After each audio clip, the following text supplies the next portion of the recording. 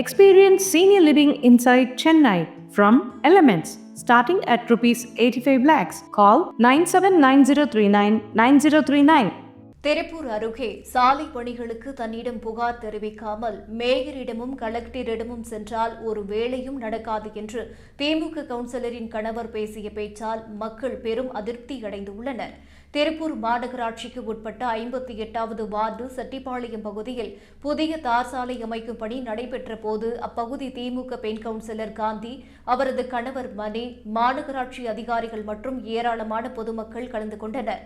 இந்நிலையில் அப்பகுதியைச் சேர்ந்த பொதுமக்கள் சிலர் இந்த வார்டுகளில் உள்ள சில சாலைகள் மிகவும் குண்டும் குழியுமாக உள்ளதால் விபத்துகள் தொடர்ந்து நடைபெறுவதால் அந்த சாலைகளை சீர் செய்து தர வேண்டும் என பலமுறை கவுன்சிலரிடம் தெரிவித்தும் நடவடிக்கை எடுக்கப்படவில்லை என மேயரிடம் குற்றம் சாட்டினர்.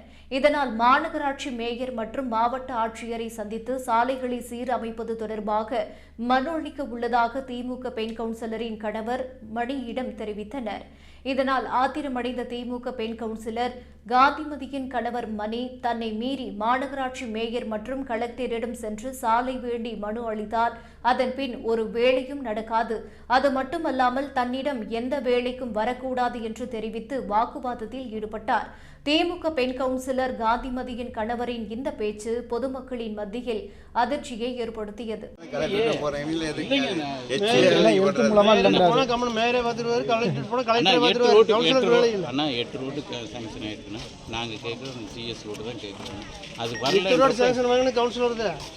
கவுன்சிலர் தான், அவருக்கு என்ன அலர்ட்டாக இருக்குது அதானே பண்ணுறீங்க. இப்போ பாக்கி இல்லாததுக்கு நாங்கள் என்ன பண்ண முடியும்? நான் இந்த மக்களுக்கு என்ன பதில் சொல்ல முடியும்?